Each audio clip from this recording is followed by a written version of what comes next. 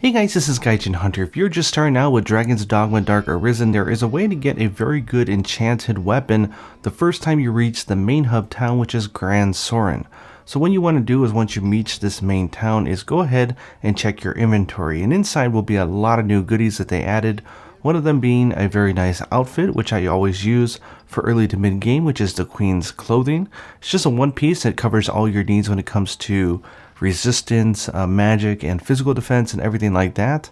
And it also, more importantly, has an item called the Internal Fairy Stone.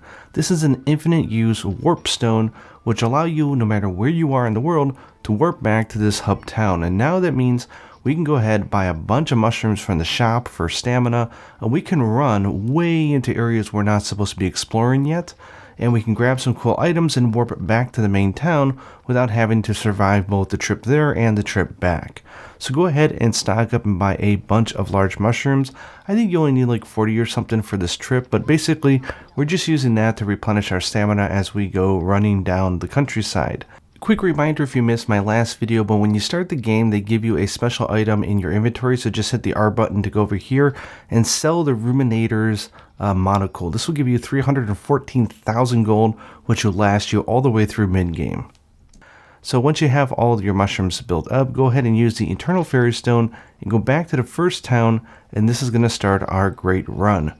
Okay, now that we're at the start of the marathon run, we're going to run all the way back up to the camp. We're going to go around it, keep going across this trail, and you're going to come across Manamia Trail. And you're going to turn a left here, and this is going to be almost a straight line all the way to where we want to go. So just keep running, popping these mushrooms as you need to. Do not engage any of the bandits or anything. Just keep along the trail path here. You'll pass up this ruins here on the left. Ignore it, just keep on running. Again, just pop mushrooms as needed. And pretty much we're going to be running to the other side of the continent where there is a gravestone with a drop item, which can be a normal or a rare drop. So this game is very kind that if you kill your character, it sort of resets the RNG. So pretty much we're going to run all the way over here. Let me pop open the map so I can show you exactly where we're at. So we ran all the way down this countryside here, up from that trail up north. So it doesn't matter how you get here, just run it. And do not engage anything that you come across, and you'll make it just fine. Once you get to this point, if you're not engaged with an enemy, go ahead and make sure that you save your game. Again, in this game, you can save any time you're not engaged with an enemy. So constantly manually save. See, I'm engaged here, so I'm going to run up here a little bit further. And I should be clear to save my game. Don't worry if your pawn dies. Pawns are actually immortal in this game, so anytime you go back to the pawn guild, your pawn or your NPC will regenerate. They won't lose any items, they won't lose anything, so don't worry about them. Go ahead and save your game, and if you notice here, there's this little rock here on the left. That's actually a golem, so we're going to make sure we go around the right hand side so we don't accidentally wake it up, because we do want to save one more time right in front of the drop point, so that if we don't get the rare drop that we want, we can easily reset our game and get back to it.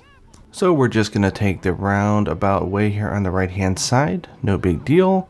Go across this rock here, and we should find this sword spot right on top of the rock. Get up on here and save your game. This will allow us to reset it by dying, and it'll reset the RNG every single time. So it's about I would say maybe a 10% chance that you're going to get a rare drop from this one. It can be an enchanted sword or enchanted daggers. Stale greatsword is what you don't want, so if you get it, all you have to do is run forward and go ahead and jump off this cliff. And jump off one more time and it should kill your character, and then you'll get the option to restart. And this will load it from the last time you saved your game. Personally, I find this a lot faster than doing the, like quit without saving back to main menu, load up your game, and then try it again. Just hit that retry button and you'll be all good. Let's go over here and try it out, and hopefully we get the item that we want. And we did. The Scouting Razors is a fantastic weapon if you're playing any of the yellow classes or the vocations.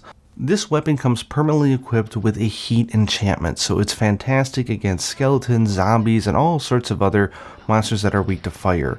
Honestly, just go and enhance this one level by spending some gold, and these Scouting Daggers will actually hold you over pretty much through mid-game. Go ahead and use that Internal Fairy Stone to warp back to the main town, and you're all good to go. If you're after a sword, you're going to want to keep resetting until you get the Eden's Ward, which is an enchanted sword. And unfortunately, I've tried it many times, and I've not been able to get an enchanted staff. So if you're playing mage, I'm sorry, I don't really think that this is one of the points that you can farm. Anyways, I hope this tip helped you guys. It certainly helped me through early through mid game, and it does make the game a lot more enjoyable because you have a strong weapon and you don't have to worry so much. Hope you guys enjoyed this video, and until next time, happy hunting.